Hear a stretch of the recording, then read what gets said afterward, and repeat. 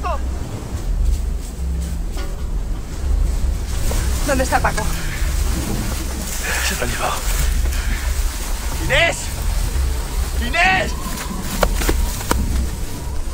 Pues bueno, Fran Perea yo lo conocía porque, bueno, pues tenemos gente común y nos conocí, no mucho antes, pero lo conocí. Y realmente lo vi en el teatro, haciendo un texto clásico brutal. Y claro, me quedé muy apabullada de lo que realmente era capaz de hacer Fran Perea, de la imagen que teníamos de una serie adolescente y de un personaje adolescente y de un ídolo adolescente. Y de pronto lo vi en teatro haciendo un texto dificilísimo, un personaje muy difícil, con un peso muy fuerte. Y a partir de ahí empezamos a hablar y claro, a mí es una persona que me encanta, Fran. Me encanta como actor y me encanta como persona. Es muy bondadoso, es muy generoso, es muy buen compañero y creo que precisamente por eso todavía no se ha visto hasta dónde puede llegar Fran Perea.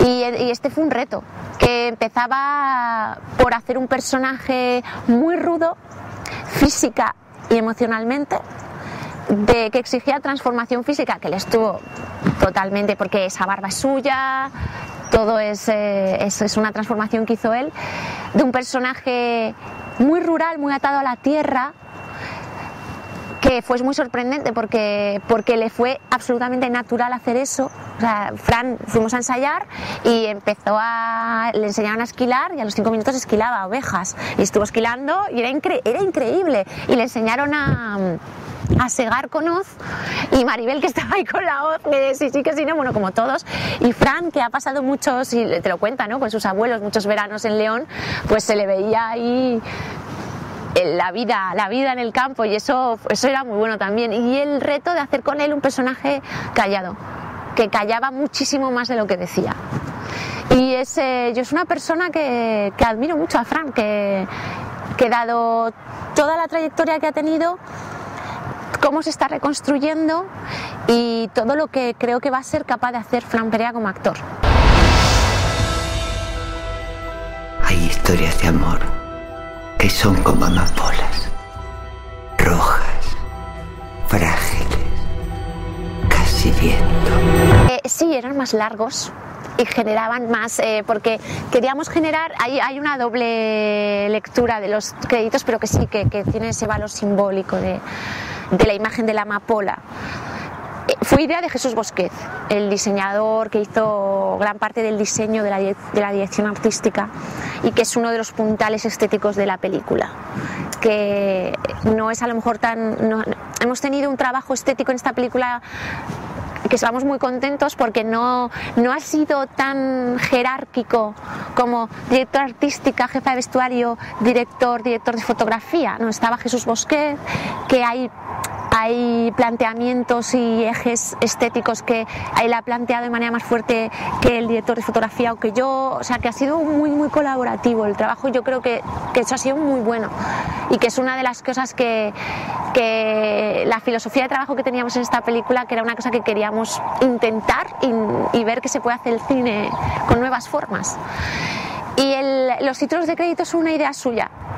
El trabajar con esos pétalos de amapola que por un lado pues son el símbolo de lo que se dice nada más empezar la película, hay historias de amor que son como las amapolas, rojas, frágiles, casi viento, pero se agarran a la garganta toda la vida, que esa era una frase que aparecía en el guión al final. Era el final del guión y lo recuperamos para el principio, como que fuera la tesis de la película. Y entonces fue Jesús el que dijo, ¿por qué no hacer entrar al espectador en una sensación, porque esto no lo sabe todavía el espectador, pero ve unos pétalos que son frágiles, transparentes, que están quebrados, muchos de ellos, y que a la vez tiene como un sonido pues muy del útero, está generado ahí con agua, con vísceras. Hicimos ahí con el montador de sonido, ahí compramos hígado. Y lo que hay lo hice yo además ahí, pues esto es cine artesanal. Estuvimos grabando pues las manos tocando hígados que hacen un sonido que te metía en algo muy muy sensorial y muy físico. Intentábamos, pues lo que hace toda la película, intentar combinar lo muy físico con lo muy aéreo, muy poético, que todo eso choque. Entonces era generar esa sensación. No, fue muy difícil además encontrar un músico. Avshalom Caspi es el autor de la banda sonora y no teníamos músico, bueno, sí, había un músico desde el principio, luego no pudo ser también porque estaba en Los Ángeles. Entonces, cuando terminamos el montaje es cuando empezamos a plantearnos quién iba a hacer la banda sonora y encontramos a Avshalom Caspi, que es un colaborador habitual de Alberto Iglesias y de Jocelyn Puck, que eran dos compositores muy en la línea de la película. Y aparte es un hombre de Tel Aviv que vive en Londres trabaja y produce con Clarissa Ferran, que es medio española, y que había mucho. Yo tengo una filia muy especial con toda la lírica judía. Y porque hay una canción, la de Debajo del limón, que la letra está basada en poemas sefardíes, porque son poemas que hablan, son todo poemas en primera persona, en femenino, que hablan a los árboles, a las montañas, y son muy misteriosos. Y con 600 años de vida, esas palabras siguen siendo muy sugerentes. Son mujeres hablando a la naturaleza. Entonces ese espíritu que estaba ahí también en los libros de referencia, estaban muchos poemas sefardíes. Avshalom conocía muy bien esa tradición sefardí, tanto literaria como musical, y fue una de las razones por las que empezar a trabajar. Y lo hicimos de manera muy clásica. La banda sonora sí que hubiera sido mucho mejor empezar antes, desde el guión probablemente y desde el planteamiento visual, pero no, se hizo una vez acabada.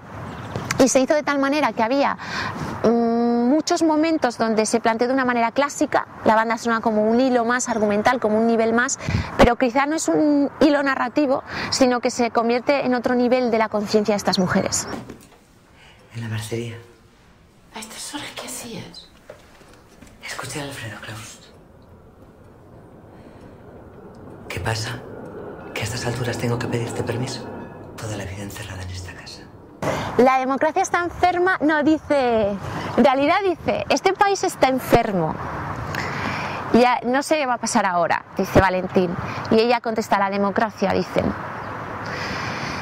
Entonces era un poco, la historia de Luisa es compleja porque refleja, yo he vivido a esas mujeres en las que vivían en el país que les tocaba, eran conscientes de lo que pasaba, pero lo respiraban mucho y profundamente, pero no tenían quizá un análisis